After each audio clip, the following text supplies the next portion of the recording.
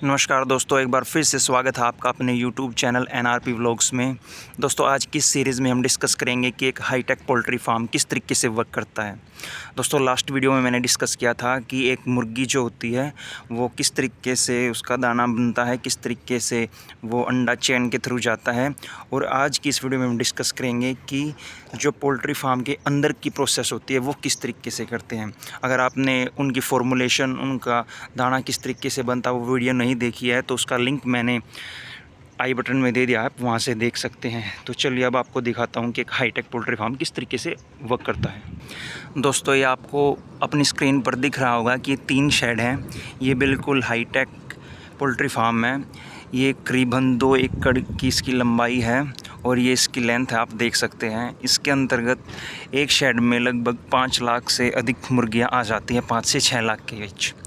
और आप ये देख सकते हैं कि जो साइड में ये जो टैंक है, इसमें जो इनका जो दाना आता है वो आता है। मैं आपको चल के दिखाता हूँ इसकी पूरी इंजीनियरिंग को। जो मुर्गियों का जो दाना आता है वो टैंकर में आता है और उसके बाद जो गाड़ी है उसको यहाँ पर खाली कर देती है। देन उसके बाद इसके अंदर बॉल लगी हुई हैं, उस बॉल के ज़रिए ये ऊपर जाता है, आप देख सकते हैं। और ऊपर उस टैंक में खाली हो जाता है। देन उसके बाद टैंक से नीचे आता है और टैंक से नीचे आपने यहाँ पे देखा होगा कि ये पाइप है और ये पाइप देन उसके बाद अंदर चला जाता है। अंदर जाने के बाद ये जो दाना है वो मुर्गी के आगे तक कैसे जाता है वो सारा मैं आपको बता देता हूँ।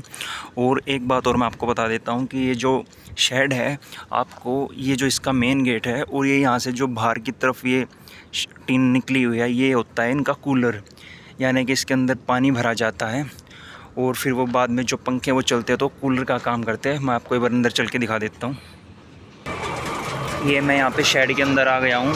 आप देख सकते हैं कि ये जो है दाना, ये दाने की परत होती है, ये अंडा होता है और ये जो नीचे होता है ये होता है इनका जो खाद होता है वो जाता है इस पट्टे से। आपको दिखाता हूँ मैं, ये 3 पट्टे होते हैं यहाँ पे जनरली। बाहर से दाना इस पाइप के थ्रू आता है। देन उसके बाद ये जो पाइप है इसमें आता है और हर पिंजरे में चला जाता है। जैसे इस पिंजरे में देखो, इस पाइप के द्वारा यहाँ पर ये जो दाना है चला जाता है और जो मुर्गी अंडा देती है वो इस पट्टे पे आता है। और देन इस पट्टे से आने के बाद इस मशीन में जाता है और इस मशीन से मैं बताता हूँ अंडा कहाँ जाता है। इस मशीन से जो अंडा है उठकर यहाँ पे ऊपर इस चैन पे चला जाता है। देन इसके बाद बाहर आप देख सकते होंगे ये बाहर, और इस चैन से फिर ये जो अंडा है वो दूसरी शेड में चला जाता है और वहाँ से लेबर उसको उठाकर गाड़ी में डिलीवर करती है और वहाँ से अलग अलग राज्यों के लिए फिर अंडा बिकने के लिए जाता है।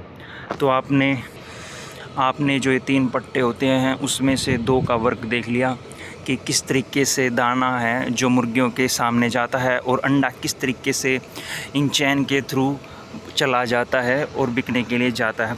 तीसरा मैं दिखाता हूँ कि जो एक खाद होता है वो पट्टा किस तरीके से वर्क करता है।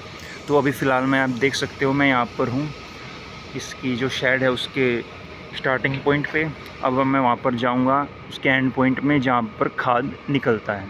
तो चलिए मेरे साथ। ये जो शेड होती है उसके आगे भी आप देख सकते हैं ये कूलर के लिए कमरा, यहाँ पर पानी भर देते हैं और उसके बाद जब पंखे चलते हैं तो वो एक कूलर का काम करते हैं। और ये शेड है, आप देख सकते हो, इस साइड इस वाली शेड में भी और इस वाली शेड में भी टीन बाहर की तरफ निकले हुए हैं, क्योंकि ये यहाँ पर कूलर का काम कर रहे हैं ताकि मुर्गियों को गर्मी में ठंड ना लगे।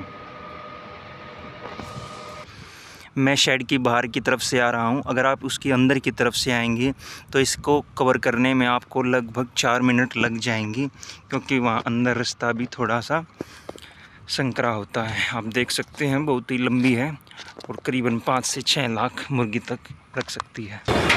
ये दोस्तों, मैं अब शेड की पिछली तरफ आ गया हूँ और ये जो पट्टा होता है इससे जो नीचे आप देख सकते हैं ये खाद के पट्टे हैं। ये खाद का पट्टा है, यहाँ से जो मुर्गियों का खाद होता है ये अंदर इसके नीचे चला जाता है और ये नीचे भी पट्टा लगा हुआ है। उसके बाद ये पट्टा बाहर चला जाता है, मैं बाहर आपको चल के दिखाता हूँ। देन उसके बाद वहाँ से ट्राली में जाता है।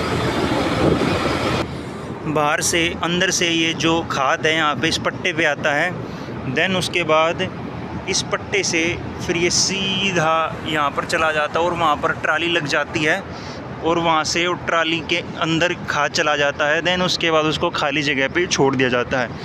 इस खाद को ज़मीन में एक अच्छा क्या कहते हैं खाद होता है और कई फसलों में जैसे आलू वगैरह की फसलों में बहुत ही लाभदायक होता है। तो दोस्तों मुझे उम्मीद है कि इस वीडियो को देखने के बाद आपको पता चल गया होगा कि एक हाईटेक पोल्ट्री फार्म किस तरीके से वर्क करता है और क्या इसकी इंजीनियरिंग होती है। तो दोस्तों अगर आपको ये जानकारी पसंद आई हो तो इस सीरीज़ को अपने दोस्तों के साथ शेयर करें। धन्यवाद।